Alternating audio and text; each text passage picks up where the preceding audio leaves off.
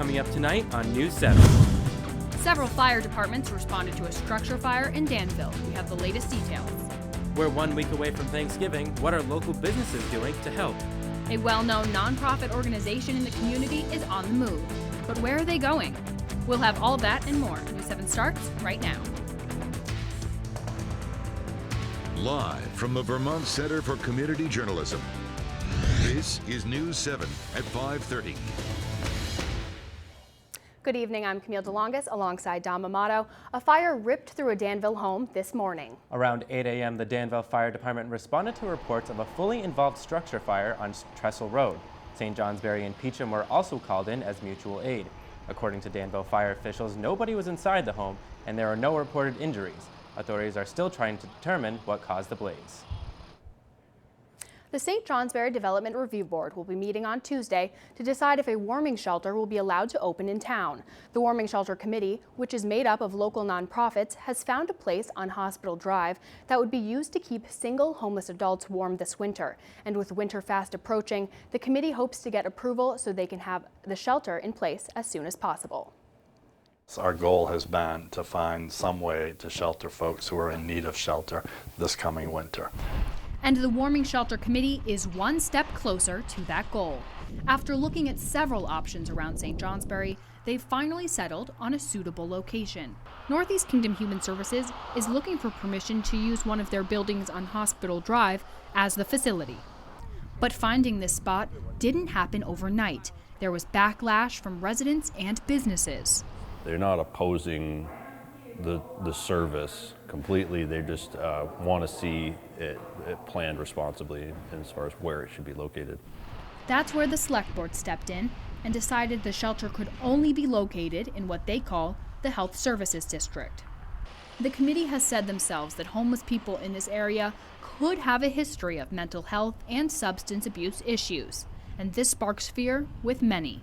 So residents, obviously with children would be concerned about having that located in their backyard, and just felt that with the services that the medical community could have, it probably made more sense for something like that to be located closer to those services. The committee has since started working with people in the Health Services District, such as the CEO from NVRH and the Executive Director from Northeast Kingdom Human Services, to make this shelter a reality. This is a community decision, and we want to do it well. And I think that's what we can all agree upon, that we want to have a good facility that's run well, run safely.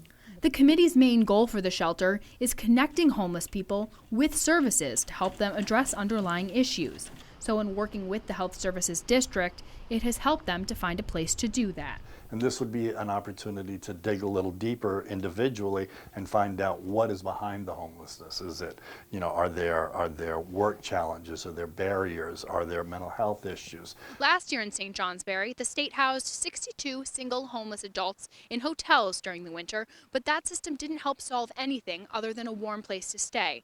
The new proposed warming shelter would house 10 single adults from 6 p.m. to 8 a.m. every night. So my best guess is that folks there would be repeat customers who would stay there a number of nights as we began to make progress moving them through. Above all, the people working to create this shelter say they have a moral obligation to help others. What could be more basic than having a safe, warm place to sleep at night? I don't know what's more basic than that. And I think that we owe that to anybody in our community. We are our brother's keeper. Some state funds originally used for putting people up in hotels will be used to pay for the shelter. It would be first come, first serve, but with the remaining funds, the state would still house the rest of the single adults in hotels. By starting with a small piece of the homeless population, the committee says they can better address their needs and begin to figure out what services would best help the homeless population in St. Johnsbury. The Northeast Kingdom's patient-to-doctor ratio is 120% higher than the statewide average. This means people seeking new physicians may be turned away due to overcrowding of doctors' offices. This is not only an issue at primary care offices, but dentists and hospitals as well. And the demographics of the area don't help the situation. If you look at our patient population, our average age is around 44 to 45, so it skews much older.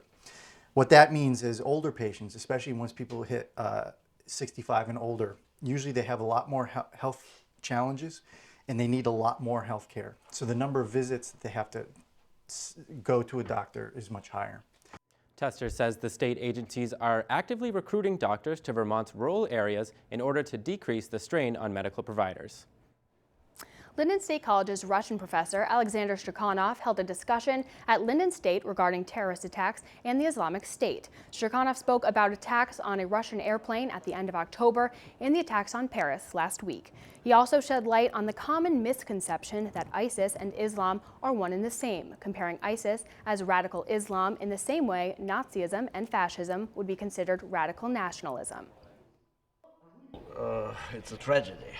It's a tragedy of people who lost their close ones and so on, and we have to understand this. This is a very serious moment, but we have to think why such things are happening today and what we should do.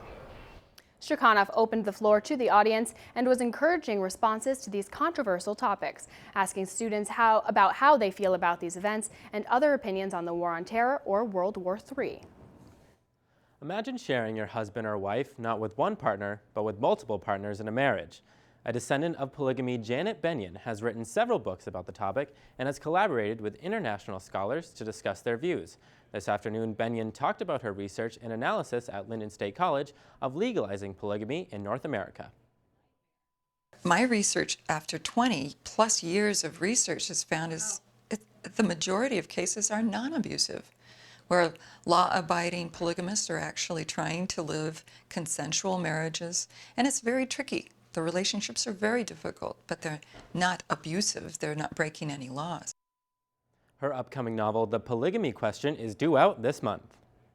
Tomorrow is the deadline for farmers to sign up for the Dairy Margin Protection Program. The initial deadline was in September, but was extended longer to give farmers more time to decide if they want the insurance. The program protects farmers when the price of milk and the price of grain fall below the price previously paid for by the farmer. One farmer who we spoke with still doesn't think the insurance plan will help fix the problem. Cost of production is a lot higher than everybody thought it was, because when we get an upswing in the economy, the prices of everything we buy goes up, but we never seem to see it go down. It's really hard to stay in business at that point. The Dairy Margin Protection Program is the only insurance plan that protects farmers against the price of milk. The Vermont State College's Finance and Facilities Committee is facing a proposal to rename a building at Linden State. Yesterday, the committee met and approved changing the name of the physical plant to the Arthur W. Peak Maintenance Facility. Peak was a member of the Linden State community for more than 40 years and was well respected by his peers. The proposal is now in the hands of the Board of Trustees, and they will vote on December 3rd. The Vermont Energy Education Program is receiving a $91,000 grant from the Environmental Protection Agency to promote energy education in schools. Vermont was one of 7 New England states awarded a total of $533,000. VEEP Executive Director Kara Robacek says this will help enhance its climate change curriculum and in-class workshops.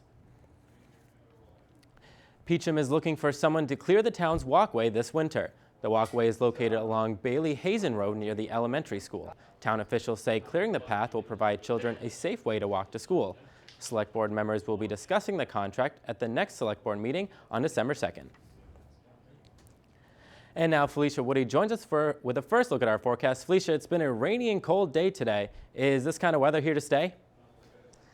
Well, Dom, these light showers are going to be going on and off for the next couple hours, but we are actually expecting more heavy rain to go on through the overnight hours tonight. So again, right now, some light showers in around Vermont. And as we take a bigger picture, this is the frontal system that's going all up and down New England, and that's going to be bringing in some more heavy rain as we go throughout the rest of the night. So current conditions across the areas, a lot of areas still experiencing some light rain, otherwise mostly cloudy skies and temperatures and the 40s and 50s, still pretty mild.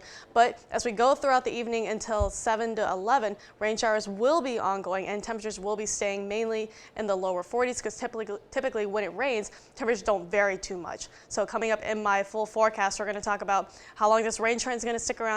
Windy and gusty conditions are in the forecast, and we could be seeing another taste of winter this weekend. Back to you. Thank you, Felicia. Coming up, find out who the Littleton Co-op is teaming up with this holiday season. Plus, we have an in-depth look at the newest state park in Vermont.